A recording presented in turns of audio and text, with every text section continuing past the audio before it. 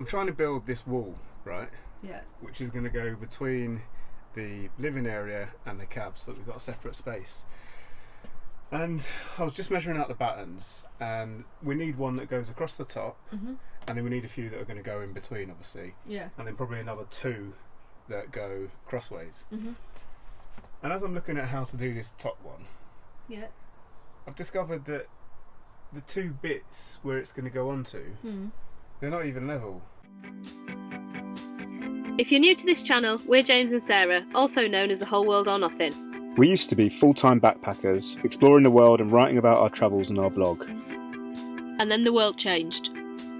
We got repatriated from Peru and found ourselves back in the UK at a loose end. So we decided to do a van conversion. Make sure you hit subscribe now so you can join us in this series as we share the highs and many lows of converting an old Mercedes Sprinter panel van into our dream home on wheels. The two bits where it's going to go onto, they're literally completely different positions in the van. So we're going to have to come up with something to bring this side a little bit forward. Right. And I think it's probably as far as 18mm out, which is quite handy because we've got some 18mm thick bits of scrap. And what I'm going to have to do is just stick this onto there. Right. And put that on like that so that it's all in line. Because if it's not in line, then the wall's going to be kind of curving that way at the top.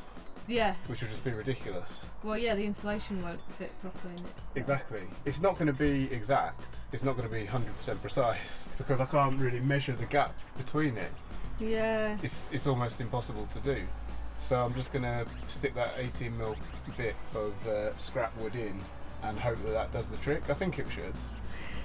But it's just absolutely crazy. Why have they not got that bit level, you know? Well, I don't understand how the bulkhead was in properly before if it's not level, but there we go. That is the madness of these Sprinter vans, isn't it? Van dramas. Yeah, nothing's even, nothing's level. You just have to work around it.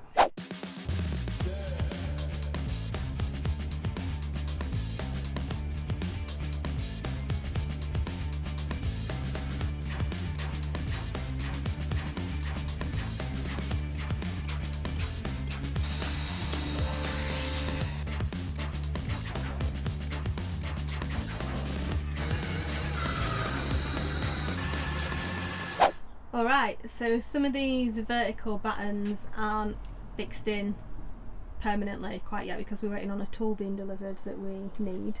However, do you want to talk them through what you've been doing here? Well, this is the framework for the wall that we're going to be putting in, which is replacing our bulkhead. And we were just going to build it all the way across and all the way down so that it sealed it off completely.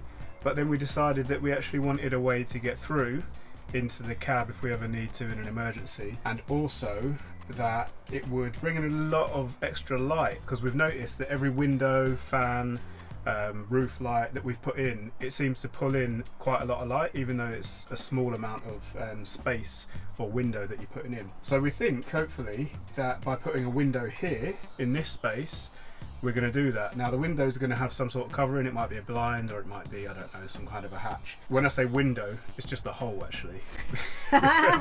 There's not going to be any glass in there because we want to be able to jump through or jump back or whatever if we need to in an emergency. We're hoping that it's never going to happen, but it's probably best to have access to the cab from the back, which if you shut it off completely, you don't. And the reason this looks a little bit crazy as well at the moment is because we've got two types of wood. That wasn't by design, it was just because we had this left over and we needed some 25mm wood, so this was the cheapest that we could find. The reason we went for 25mm is because we're going to be insulating this wall as well, and the insulation we're going to use is 25mm thick, so it's going to be perfectly flush hopefully when we cut it and put it in. The other reason it looks a bit crazy is because these battens are a little bit all over the place, but the reason for that, there is a reason, and it's that this here is going to be the wall for a bathroom. So we've put kind of a vertical stud that we're going to build the wall out from. This is the right edge of the hole, the window that's going to be there. This is the left edge, and the rest of this is all going to be plyboarded or cladded depending on whether it's on show or not, because under here is going to be our units, so we're not going to bother cladding that because you won't see it, but from here to here you are going to see it, so we will clad it. And then we're going to work out something for the top so that we hide the shelf that we've built. I don't know, maybe like a drawer or something like that. Not a drawer, a door is what I meant. But yeah, we'll figure that out when we get to that. But that is the plan for this section of the van. It's looking great. I like it already. Oh, we've got to take the seats out. Yeah, because we're going to put some ply on the other side, and we're going to coat it in this carpet that we did the van liner shelf with. So because there's not a very big gap in between The van liner. the headliner. The headliner, yeah. Because there's not a very big gap in between the seats and this wall, we're going to actually have to take at least a double seat out and maybe the single seat. Although I think we'll get away with that because it moves forward. Yeah. But these are static, so we can't move them forward. We can't move them out of the way. So we're going to have to probably take them off, put the wall in, and then put them back in once we're done. Anyone know how to do that? YouTube! Have you actually checked you can get through it though? I fit. It's going to be difficult to get through because there's going to be units in front of it. So I think the plan is I'm going to have to run, do some kind of crazy somersault through it. I'm not going to demonstrate it just yet, only in emergencies, but it'll work. Well, really, if I'm here as well and we need to drive away, Yeah, it would be easier for me to climb through it because I'm I'll just throw smaller. you through it, yeah. Why are we throwing people? Because there's going to be a unit in front of it. You Oh, have to yeah. get over that bit first. That's true. It's not as easy as it looks at the moment when Yeah, you could just, yeah. climb through. So you're going to have to jump about a foot or so to get through. Maybe you could do it feet first. Maybe we should put a bar up here. That'd be pretty cool. So what we're doing today? Today we are hooking up the electrics. While Sarah's putting in her electrics, No. I'm going to be trying to finish that stud wall, the bulkhead wall, I think. Firing some screws into the Okay. ones that don't have screws in.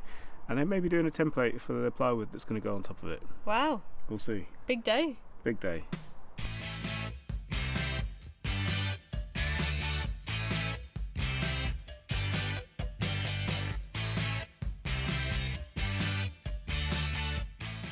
So how are you getting along with those electrics then? Finished. Ta-da! Yeah, that looks really good. Basically, what has happened is I made the ply board template, the cardboard template for the ply board Yeah. that's going to go on here, and then I realised I needed to sort this area out, so I needed to, what's the top bit? Oh, I needed to make a frame to frame this hole so that there wasn't just a gap in between the ply board and this area. Right. So I've made my frame, and then I realised before I put the frame on I need to carpet this hole, Right. because otherwise it's just going to be left tinfoil looking. So I've made the template for the carpet, so I'm going to put that in there, going to put the frame on, cut the plywood, put the plywood on, and then I've got to cut the big thick piece of plywood that the electrics are actually sitting on, and then I can get started on the electrics. That all sounds like one really big excuse. While Sarah's been messing around with a bit of carpet, I've put this wall in behind, and I did it with this new tool that we've just had delivered yesterday. I'm going to go and introduce you to, I think, my new best friend. Okay, so here he is. It's a really simple tool, but actually it is really effective. It's amazing. All it does is allows you to drill a hole at an angle in a piece of wood. But what it means is that you don't split any wood, you get a really good join between the two pieces, and it just makes it so simple to put things together. So I've used that to do all of the bits of stud in the wall, and it took me probably about 20 minutes to drill the holes and fire them in.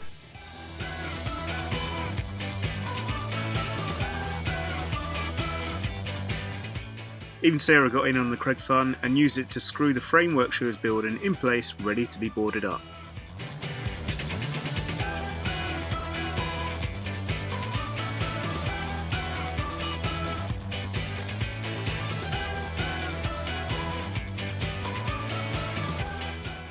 So how's it going down your end? Alright, getting the wall in. Got about 2/3 of it done. Just got a little bit more of this insulation board to put in. And then, I don't know, start helping you.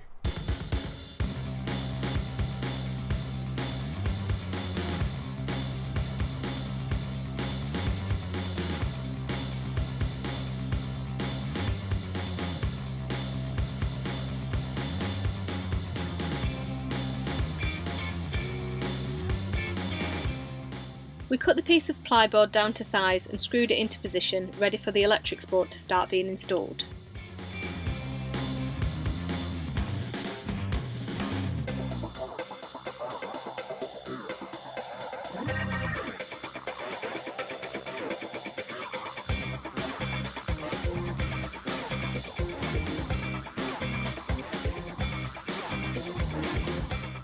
So how's it going? Slowly getting there. So I've got the board fixed on that all the electrics are fixing onto, and I've got the MPPT on and the double polarity switch, the thing that switches the solar panels on and off anyway, so you control it from here. That's going to connect to that, then this is going to connect to a circuit breaker, and then it's going to connect to the batteries, which are going to be here. I'm just deciding what to do next, whether to put the batteries in place or whether to connect this to this and just leave that turned off while I do the rest of it. I decided to connect the cables from the solar panels up first before moving on to the batteries.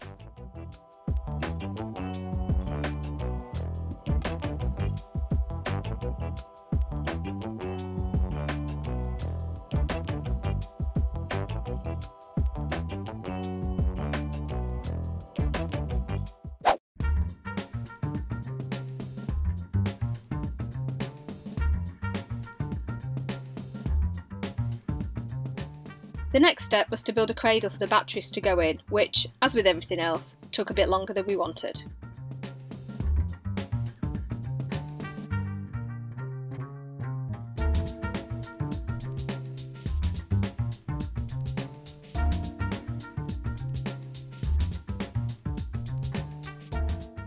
Okay, it's 9:30 in the evening. It's Saturday night. We've cracked out the emergency lighting. What on earth is going on?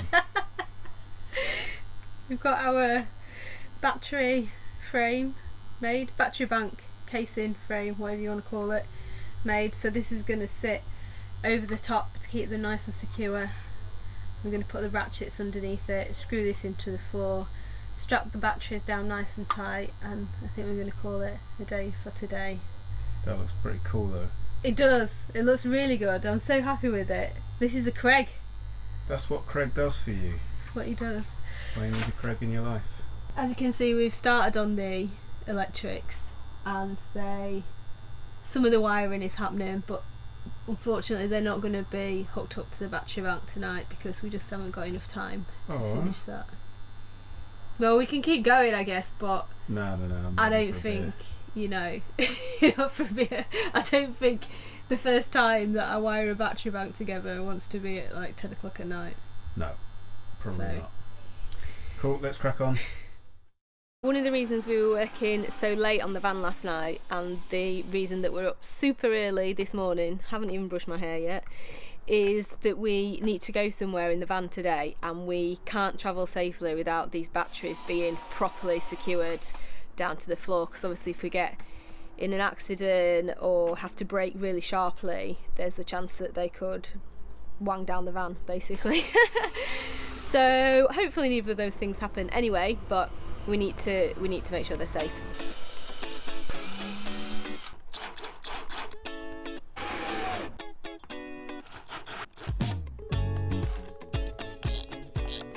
Well, that's it for this week, peeps. We hope you enjoyed it. If you did, please like, subscribe, hit the bell button, comment, and all that good stuff you already know helps our channel massively. And be sure to join us next week when we have a seatbelt disaster, get some more sweet Craig action going to start framing out our bathroom, do a little dance in said bathroom to prove to you lot that we do actually fit, get a visit from a four-legged building inspector, yank our front seats out, and generally see what other mayhem we can cause. Does anyone actually watch this end bit?